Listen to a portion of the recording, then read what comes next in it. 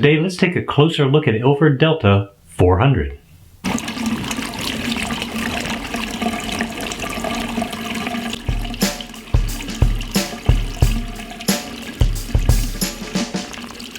I wanted to do some more film comparisons to Tri-X like I began earlier in the year.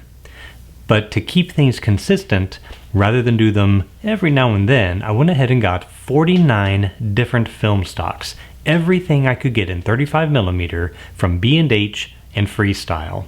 So unless they were out of stock, I got a roll of it. Now, if this part of the video seems familiar, it's because I'm using this portion of the video for all 49 of them rather than record it 49 times. So if you want to skip ahead to the H&D curves or the prints, time codes are right over here. For those of you that haven't seen this part of the video before, here's what I've done. So I wanted to use each film with the exact same shot, which is a headshot of me with a Kodak Gray Card Plus, which happens to have a red, blue, and green patch, a cyan, magenta, yellow patch, and then a dark and a neutral flesh tone. Then, with those shots taken, I bracketed every shot in third of a stop so that we can make sure we have a negative of equal shadow density to the base target film of Tri-X. Now, the reason I use Tri-X is because it's just been around for a long time and it's a very popular film. So it's a good base film to compare everything to. Then, once everything was developed, which was developed in D-76 at stock for the manufacturer's recommended time, I printed everything on Ilford using the exact same aperture, contrast settings, developer, and everything. The only thing I changed was my exposure time, and that was to make sure that I compensated for any base fog variation from one film stock to another. Other than that, everything was left the same so that we can have a comparison of just the qualities of the film. Now, there's going to be some differences in contrast, especially on the high end, and that's because the manufacturers getting their development time may not have used the same target that Kodak used for Tri-X. And that's okay. We're not looking at the overall contrast for everything. What we're really looking at is grain characteristics, tonality, how the film treats the shadows versus the highlights, that sort of thing. And we're looking at spectral sensitivity, thus the Gray Card Plus, rather than just a regular Gray Card. So we're going to go ahead and look at H&D curves, which if you saw one of my earlier videos on sensitometry, I like to use pen and paper and make my graphs. However, my wife was really ready to make sure I was done with this project. So she put everything into a spreadsheet for you all. So even though I don't like them, I want to show them to you thanks to her. Then we're going to go ahead and look at the prints side by side with the same print made from Tri-X. And from there, you can decide if you like the film and if you want to go and use it. So let's go ahead and take a look at the curves and then we'll go to the prints. Once again, Tri-X in blue. Here we have Ilford Delta 400 in red. The toe is almost identical in its curve as the Tri-X, so shadow separation will be fairly good. Where the Tri-X bellies out a little bit in the mid and upper shadow area, we don't see that in the Tri-X or the Delta.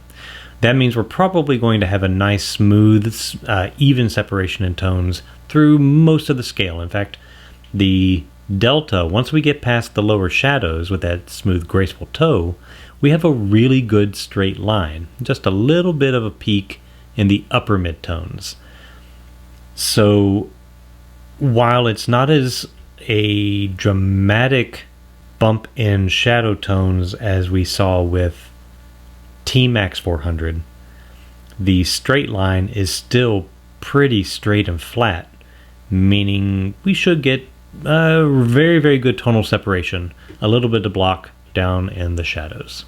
So let's look at the prints and see what they look like.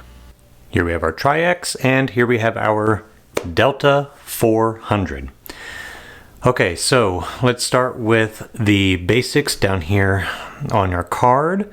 We have, of course, our dark line almost exactly equal all the way down. We have our medium line just about equal all the way down. Here with the Delta, we do have a little bit of a bump on the red, and then the green and blue are equal. We have a little bit of darkening on the cyan, which would be consistent with a little bit of lightening on the red, and then equal with the magenta and yellow.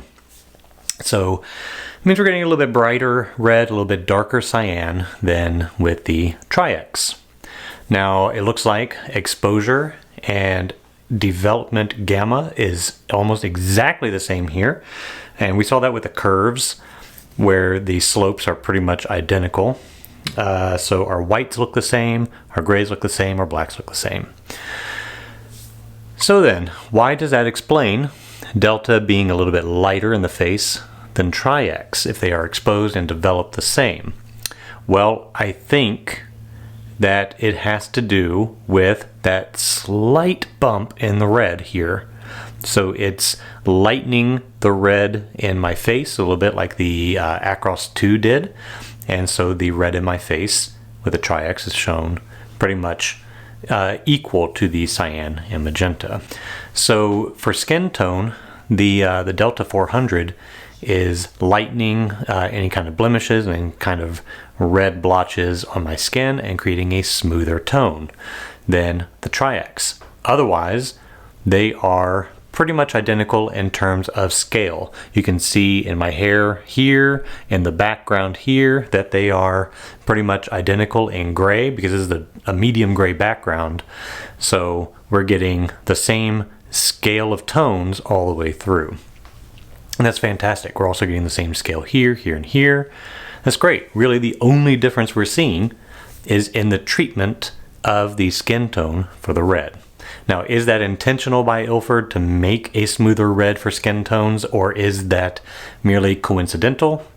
Who knows? I've never had anybody from Ilford chime in and say that it is intentional, but you never know. So if you work at Ilford and you know the answer to that, I would love to hear from you. Okay, let's zoom in and take a closer look at the particulars here. All right, zoomed in here, we can see that I'm getting the same treatment from black to gray that I am in the Tri-X. The shadow detail is identical, but I would say the Delta 400 does have slightly, and only slightly, increased grain over the Tri-X. So Tri-X is still producing a little bit finer grain, but at the exact same box speed.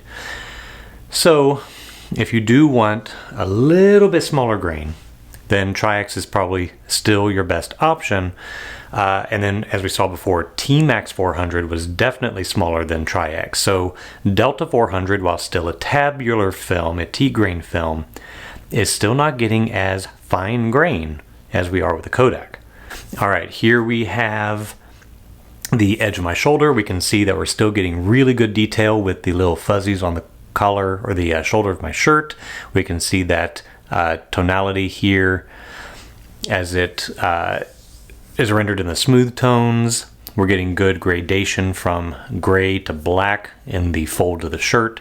So good detail, good sharpness, just a little bit, tiny bit more grain. Here on this portion, we can see that we are still getting very, very fine detail in the collar of the shirt, along the stitching of the shoulder, the little hairs on my neck and whatnot. So we can clearly, even with this 400 speed film, see the texture of the fabric. It's not obscured by the grain itself, as we have seen with some of the older films or older style films, even at 400, with that really pronounced grain.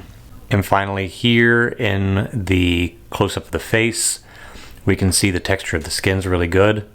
The detail in the pores and hair and everything like that comes out fantastic, but it is clearly lighter in these upper mid-tones of the skin, while we're still getting the same rendition of upper tones and separation of neutrals, the skin tone itself is a little bit lighter. And I would say that bears out looking at how the color chart lightened the red a little bit on Delta, but was neutral on the Tri-X.